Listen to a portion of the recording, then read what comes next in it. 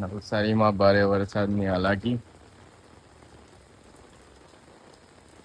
સવારના 5 વાગ્યાથી ચાલુ છે વરસાદ. હાલના વાગ્યા છે 6:30. હજુ પણ જોરદાર બેટિંગ કરી રહ્યો છે વરસાદ. પાણી ભરાવાની આશંકા તો શું કહીએ, પાણી ભરાઈ જ ચૂક્યા છે બધી જ જગ્યાએ પાણી લોકોના ઘરમાં પણ ઘૂસી ચૂક્યા છે. હાલમાં તમે જોઈ શકો છો સોસાયટીમાં પણ ઘૂંટણસમાં પાણી થઈ ગયા છે.